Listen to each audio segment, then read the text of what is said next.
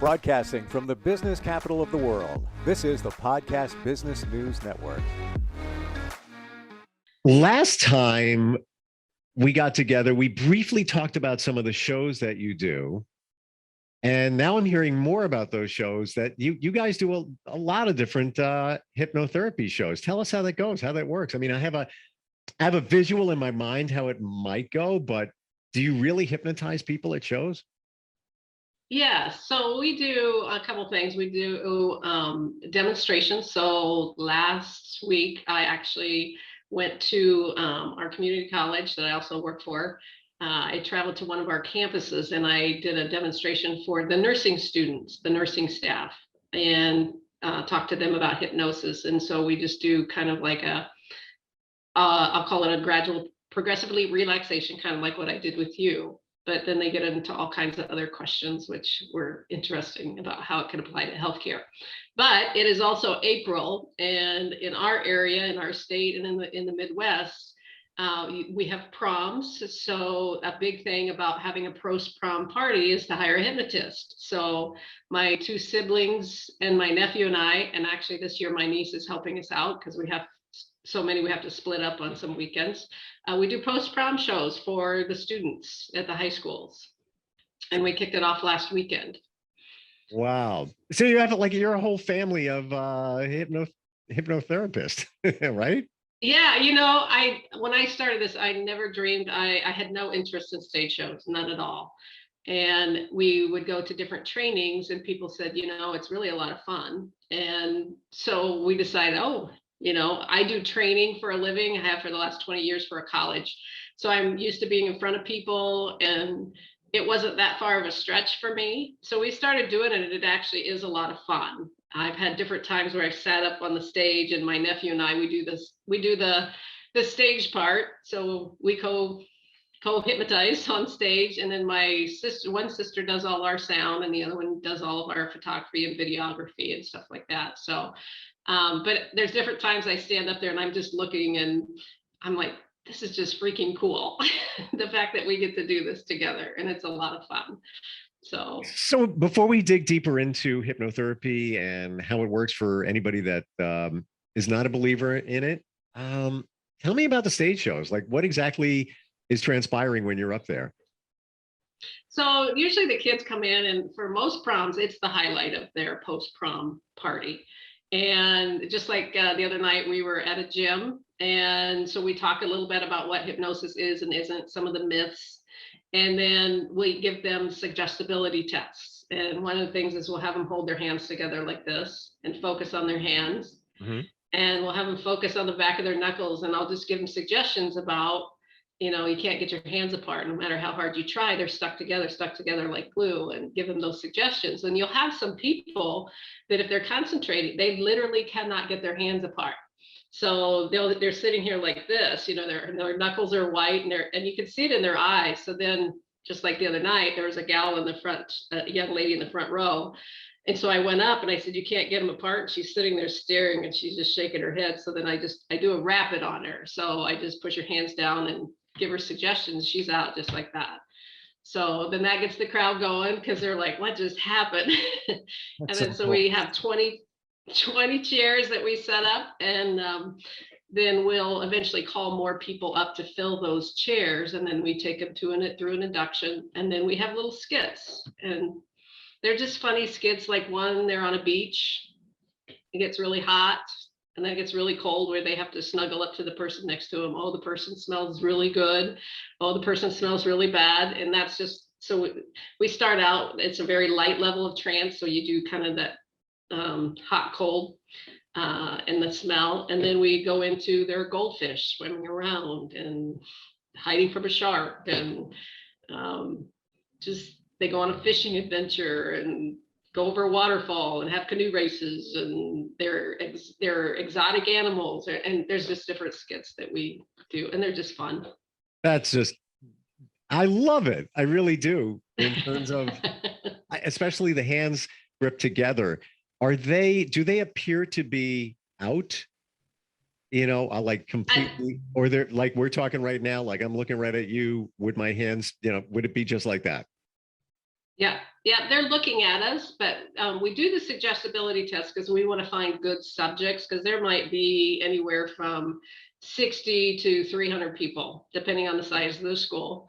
And I know that sounds small compared to East Coast and other areas, but we're looking for really good subjects because you want people that are animated and they go under easily.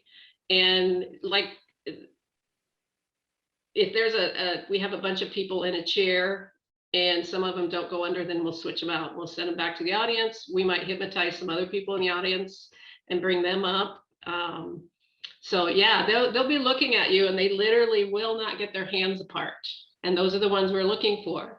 And we always like to do 1 or 2 rapid inductions right off the bat because people don't know what's going on. And it was funny because the guy that booked us, he was sitting off of the side and he was an EMT and he thought that maybe he had a medical emergency on his hands when I put the gal under. But it wasn't. He's like, well, then I realized that, you know, you had control of the situation and it wasn't what I thought, but she was a really good subject. So, yeah. Is that so, Bonnie? Do you find the subject that is easy to work with, and then you further work with them? Yeah, well, for those, they're under, and for her, she just sat up there, and then when we woke her up, I wouldn't say wake her up, but we brought them up and introduced them. You know, you can just tell because they'll open their eyes and they're just got this distant glazed look. So you can tell the ones that are under or not. And then those that are not, you want to return to the audience because they could actually bring the other people out. But they feel great. We give them positive suggestions. We don't do anything that's embarrassing to anybody. And before we bring them up, we give them suggestions of, you know, being better friend, being better at a sport. They get to pick something in their mind and that they feel very proud of, you know, providing entertainment for the group tonight. And then sometimes I'll give them a suggestion like, your favorite beverage is now water. And I had last year we did a show, and at the end of the show, I gave that suggestion. This gal that was in the audience, this young lady was in the audience, she brought her friend up. She's like, there's something wrong with my friend. She was up there and you guys hypnotized her. I'm like, okay, what's wrong? She's like, well, she says her favorite beverage is water, but I know it's Mountain Dew. And I said, well, but that's okay, right? Yeah, but her favorite beverage is Mountain Dew. I know it's not water. I said, well, isn't water good for you? And she's like, yeah. I said, well, she can keep that one. That's funny. But I know we spent a little bit of time on this, but it just totally illustrates what can be done with the power of suggestion. Now think of somebody that's trying to stop smoking, somebody who's trying to control their weight, somebody that has anxiety, and how easy it is. And there's no harm done. It's not like we're doing anything bad or harmful to somebody. Right. And look at the end result. Yes. I mean, we've had students that we always make sure that they come completely out because some of them go so deep that they're a little groggy. So we stick around and make sure that they come fully out because you can get what you call a hypnotic hangover where they're just, we just take them down and we count them out more slowly and also tell them about the energy that they'll feel like they've had a good night's sleep. And there's a few proms that we left where the student, you know, they're tired. It's the middle of the night and they're just running around, they're laughing, they're having a good time. And one of the sponsors came up and were like, we're not sure if this girl's okay or not. Would you check on her? And she's just having a great time because she feels like she's had a full night's sleep and she's laughing and having fun. But those were the suggestions that we gave her. So there was nothing wrong. Yeah. But so it's that it's one good. time I mean, you put me under for a very short period of time, and it was the best relaxation, meditation, however you want to phrase it, I felt in a long time, and I still see it in my mind. I can feel the relaxation going back, and this was, you know, probably a month and change ago. Yeah, and you remember it. Sometimes when people go deeper, they don't remember, you know, what all you told them, or, you know, we've had a few shows where, again, your conscious mind always protects you. So it won't let you do anything you goes against your more ethical beliefs. But we do get people that go under so deep that they are so relaxed that they might not remember anything about the show. it's usually a young man that sits in the middle of the row of chairs, and he'll sit there and he'll say, so when's the show going to start? We're like, the show is over. No, really, when's it going to start? And it's like, no, really, it's over. And his friends will come up with their cameras and show him that, hey, you were an elephant in this exotic animal skit or something like that. So That's fantastic. So the other thing that you do as a certified hypnotherapist is past life regression. Now, we've skimmed over that a little bit. You said you have one coming up very soon that you're excited about. Why is that? This individual, she does a lot of spiritual work and does a lot of meditation and things like that. So she has done some before, but not with me. And I just know that what's going to come out is going to be, because she already knows kind of the process, and she just allows her mind to go and experience things that are beyond, let's say, just the typical, I was a farmer in this past life, or I was a merchant, or, I don't know what's going to happen, but she's also very animated. So a lot of people you have to keep questioning, because they're going to see a whole lot more than they tell you. And I know with this individual, I won't have that problem, because she'll talk a lot, and she'll tell you everything that she sees and feels. And so there's no filter there. She knows what's going to happen, and she'll be great. And based on her personality, you just got a good vibe that she's got a lot to offer and probably has a very interesting past. Yeah, and just knowing that she does a lot of meditation and spiritual work, and she's very, very intuitive as well. So most people, they're like, I'm not sure about this, and I don't know if what I'm seeing is true. That's the way she lives her life, by listening to her inner instinct and picking up on things that you and I would like, how'd you get that information? She's in, I'll call it in tune. Yep. So basically what you're saying is she's an easy target. Yes. And actually I hypnotized her friend for this. Yes, absolutely. I did a session with her friend that is a lot along the same lines, and hers was fascinating because there was a point in time where we were doing a body scan of the higher self. Basically, it's your higher consciousness. And when we were doing that, the information that came through, was phenomenal. All right. We don't know who these people are, so their identity is it's still protected. Tell me about the interesting thing that you found when you went back to the other side. With those two, with her? Yeah, with her friend. Okay, so we put her under, and usually when I get people under, we go to 1 to 3 past lives. Well, I got her just a couple steps into a past life, and all of a sudden she's in the future, and she's describing things in the future. And she's talking about being like in a merchant, but it's not like old time merchant. It's like more, it's in the future, and the colors and things. And she said the different people that of different nationalities, and not only of this earth, but elsewhere. But then all of a sudden her voice changes and it becomes very robotic. Now, if you were to listen to her voice, it would sound like kind of creepy because it was so robotic. But as I'm sitting there looking at her, I'm like, this is not Tammy anymore, as her first name. And all of a sudden, the information that comes through is just very specific about things that she can do and will do, and what's coming, like how she can better tap into her intuition, things about her property that nobody else would know, what she senses, messages that have come to her on her property and at other times, which she validated later. And so I was getting to the point where I was asking questions too, like one of the questions was about portals. They kept talking about portals. Well, how do you create a portal? So they were giving instructions about how you create and maintain a portal, and how we're in a huge shift at this time with the earth. And there's a lot of different vibrations happening. And it was just very fascinating because but there, again, when I think I alluded to this before, we didn't have a lot of filler words. This person, or they called themselves the collective, was very direct, very precise in the words they used and the messages they gave.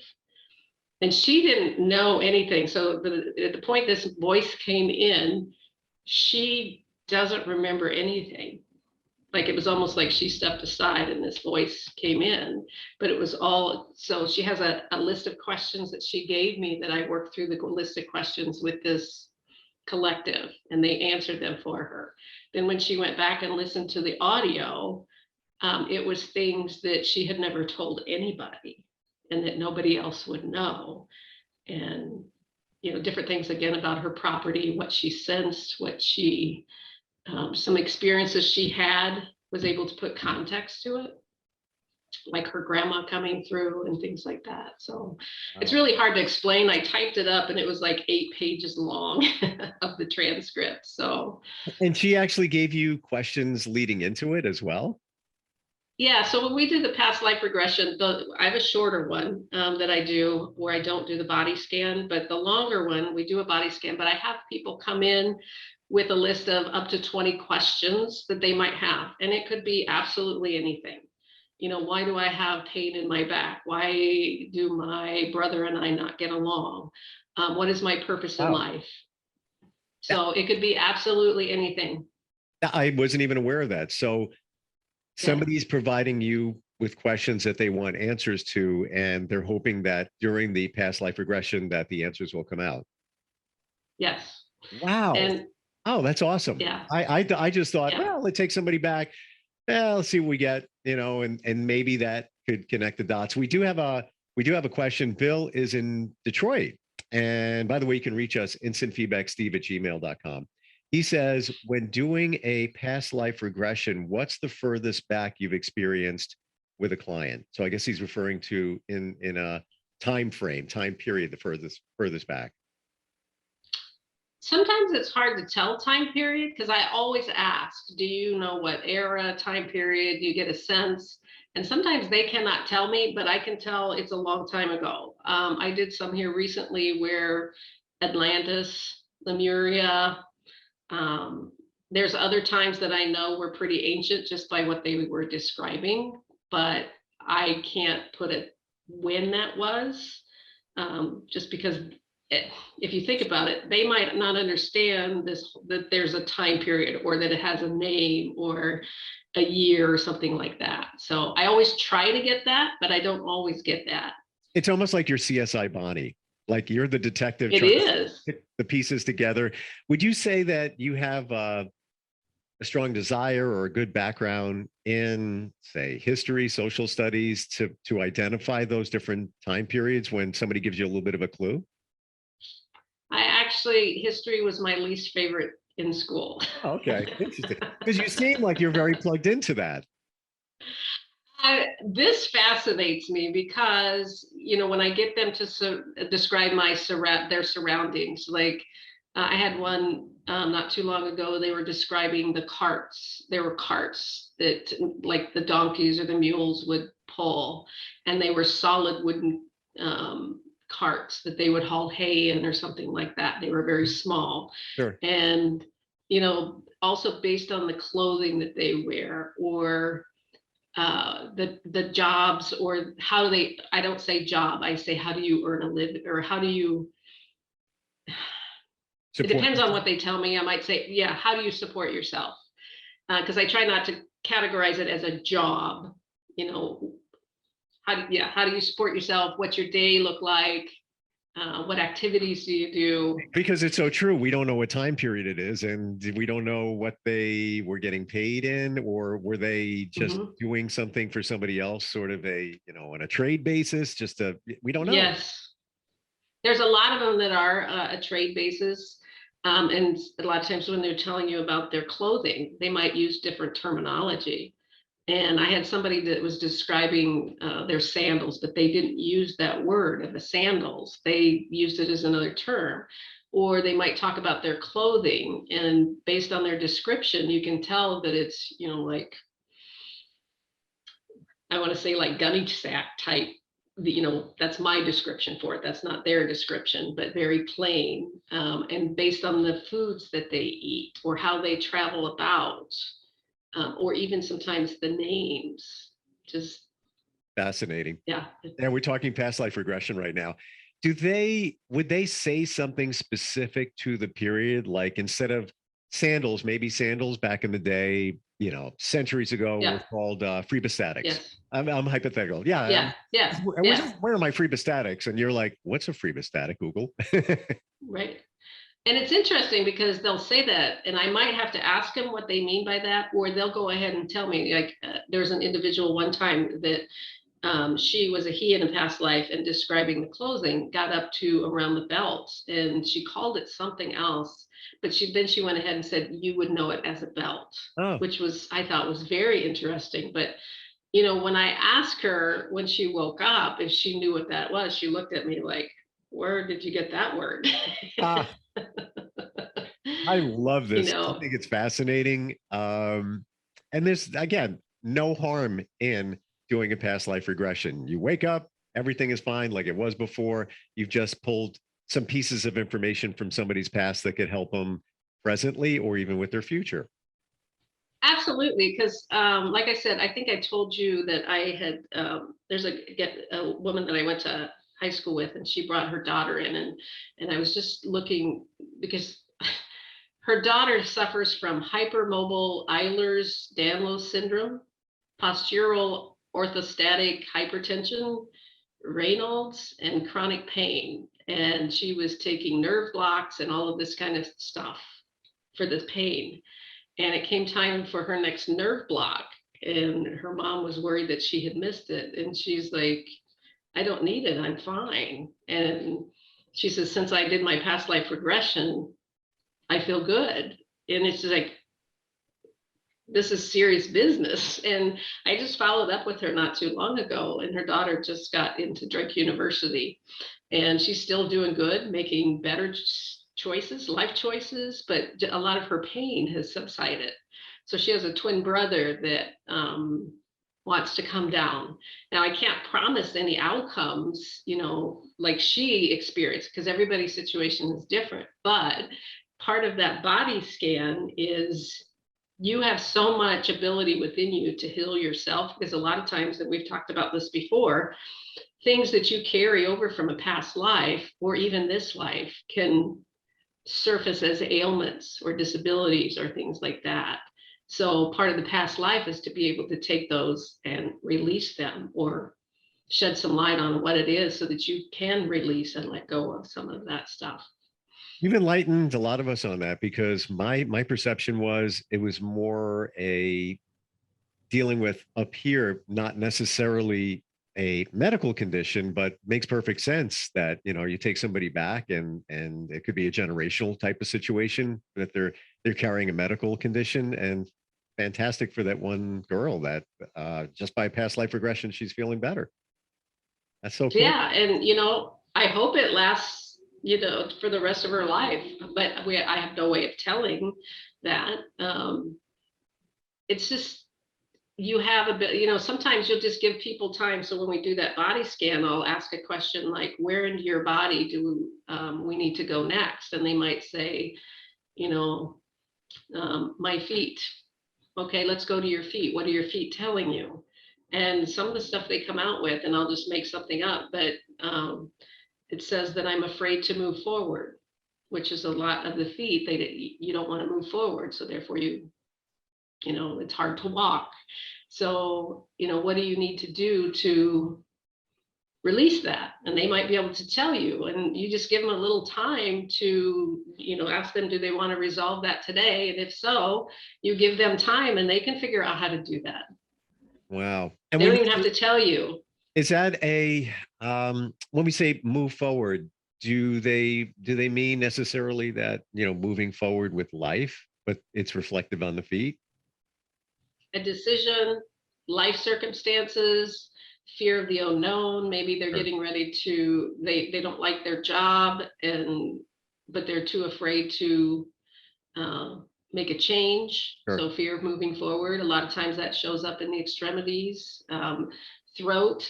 A lot of times when you see things in the throat, it's because you're not speaking your truth. Like people, let's say you have somebody that clears their throat all the time, and it usually comes back not speaking your truth, not being heard type things. So do you think that, we just have a second here, but I'm curious, do you think that goes back to chakras for anybody that, is connected to? Because absolutely. there's the throat chakra, there's all different, there's 7 main ones. Yes. It's all connected. Wow. Yeah. So cool. Bonnie, tell everybody, I know you got I try to remember all of your websites. You have so many different ones. That's okay. Yeah, share them with us, please. So H3Hypnosis.com. That's just for our hypnosis or stage shows as well. And H2wellness.net. And that also has our hypnosis stuff, but also other classes and services that we currently have available and will in the future as well. Because my goal is within the next year, probably starting in January, to launch a whole bunch of classes to help people learn how to be more intuitive and tune into some of this, other realms, understanding, teach people how to do crafts, whatever it might be. So I have a whole list. Wow. Your feet aren't stuck, they're moving. Yeah, I got to slow down a little bit, maybe. I know you've been traveling for work a lot lately too.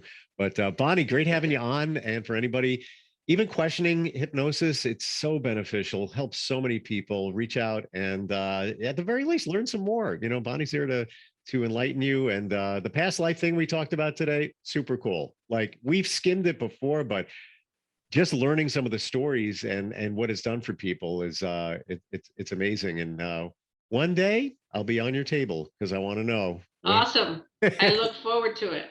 Like, why wouldn't you want to know? Was I a monk? Right. Colonial times. I don't know. I love the 1800s. I don't know why. Maybe there's a reason why. Yeah. I don't know. I'm sure that you were there. Otherwise, you wouldn't have that as strong a connection to that. Yeah, I can watch 100 movies based on the 1800s. I just find it fascinating, that time period. But all right, Bonnie, great talking. You were there. Yeah, maybe we'll find out. We'll talk to you again. Thanks a lot. All right, thank you. Take care. We'll be right back. Are you looking for even more of the podcasts and hosts that you love? The Podcast Business News Network is proud to announce that you can now listen live on the MyTuner Radio and online Radio Box apps for iOS, Android, and the Amazon App Store. Or check us out online. Search for Business News Network on mytuner-radio.com or search Podcast Business News Network on onlineradiobox.com/US so you don't miss a minute of the action.